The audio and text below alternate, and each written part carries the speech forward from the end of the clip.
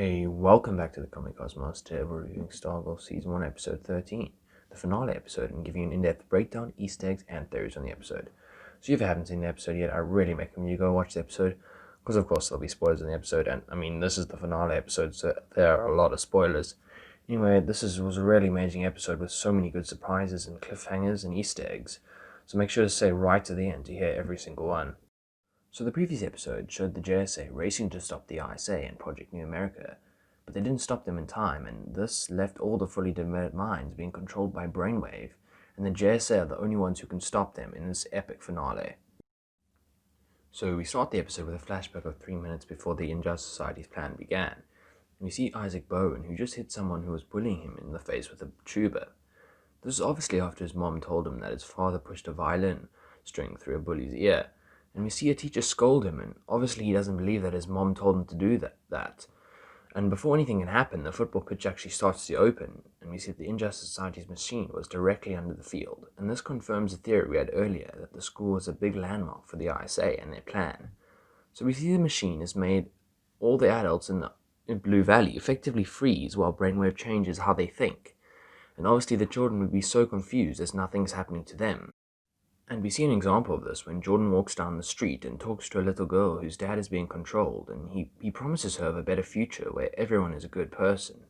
And this little girl is actually played by Lexi Rabe, who played Morgan Stark in Avengers Endgame, so yeah, Marvel and DC in the same universe confirmed.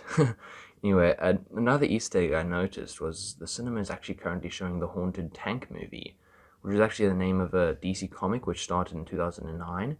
And there are also posters of movies with the name Prez, the First Teen President, and The Unknown Soldier, which are actually all names of DC Comics. We then go back where we left off the previous episode, where Pat is being controlled to attack Courtney. We see that Justin and Barbara are also frozen, and Steven tells Beth that if anyone tries to resist the program, they will actually end up dying. Courtney tries to get through to Pat, and Pat starts to fight back when she calls him her dad. And Beth then finds out that the ISA all actually have implants in their head to make sure that they aren't affected by the machine. And then actually devices down in the ISA HQ which can do the same thing. So Beth, with the help of Chuck, hack into the system to turn on these devices so Pat and Justin can be free of the ISA's control. But Barbara is still being controlled as she isn't in the range of the signal blockers. We then get a JSA versus ISA fight, and in this fight, the JSA pretty much win. We actually see that Cindy was freed while Justin and Dragon King were fighting. And then she actually surprisingly comes up and actually kills Dragon King just before he's about to finish off Justin. So Sportsmaster and Tigris get knocked out, but they definitely are still alive, and we'll probably be seeing them again. And when they defeat the ISA, we actually see Grundy is actually released, and we see a Grundy versus Stripe fight, which is funny as I remember wanting this all the way back in the first episode. So Stripe pretty much gets destroyed by Grundy, and he takes apart Stripe's armor, which leaves Pat with no protection. And Rick actually comes to his rescue to come fight and get revenge on his parents. And this is really a good fight scene, which I really didn't expect was going to happen, but it definitely was a cool scene. Armin actually beats Grundy, and the whole season his goal was to kill Grundy, but he actually decides to spare the beast, as Justin says. And he spares him maybe because he wasn't really fighting back at the end, and he actually listened to what Yolanda was talking about earlier, which is actually very ironic after what happens with Yolanda in this episode. We then get another Shib versus Stargirl fight, which didn't last very long, but it was a good addition to the episode, and we'll definitely be seeing more of Shib next season. So Yolanda actually managed to get through to a passageway just before the server room as Courtney is fighting Shiv, and she fights Dragon King's servants, and we then see her encounter Henry King Jr., who said he was hiding as one of Dragon King's servants this whole time, and it was a really weird moment as I didn't really believe he was actually alive, but I kind of had a little hope that he was actually alive. But we actually see a new power that the show has shown, that Henry Sr. could actually use his powers to change his face into his son's, and when Yolanda realizes, she actually kills him, even after telling Rick that he shouldn't kill Grundy. So definitely a big moment for Yolanda, and she'll definitely be dealing with this next season, especially at the end of the episode, she actually is kind of still speechless, just thinking about what she really did. Courtney then gets back with Yolanda, and she actually flies with the Cosmic Staff to blow up and destroy the satellites, which causes the ISA's plan to fail. And we actually see the gambler leave his home, and he deletes all the files from his computer. And he's actually one of the only members of the ISA to survive, and definitely will be seeing him next season. We then see Icicle, who went back up to Beth and Barbara, and we see he destroys Beth's goggles, which was very unexpected, and I really wonder what will happen with that and whether they'll be able to fix them. Jordan then takes Barbara to the top of the American Dream building, and we see that Icicle's final stand there, and Courtney manages to overpower him. At the end, Mike actually hits him with a car and he shatters into ice shards, and yeah, kind of a funny ending to the whole fight with the GSA, but they won. So Justin then actually leaves Blue Valley, and he says he's going to find the other members of the Seven Soldiers of Victory, and I wonder if next season we'll be seeing any more of him, and maybe we'll even meet more members of the Seven Soldiers of Victory.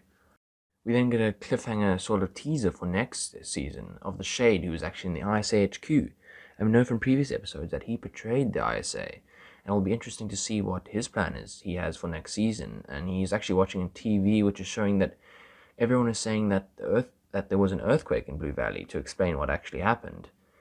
We then get a really crazy and unexpected scene with Cindy, and she goes through the ISA stuff in the storage room, and she finds the Heart of Darkness, aka the Black Diamond, which is connected to the very powerful character called Eclipso. And I just really wonder how this will be playing out in the show, as this is just a crazy thing that I never thought would happen. So we then jump 6 weeks into the future, and it is Christmas time at the Dugan and Whitmore house, and all the members of the JSA are there. And we see that Courtney actually gives the present that she wanted to give to her father all those years ago to Pat. And she gives it to her real father, and that's just like a really nice moment. And we actually see that it's the world's greatest dad mug, and it was a really great and emotional moment, and a perfect continuation to their relationship throughout the season.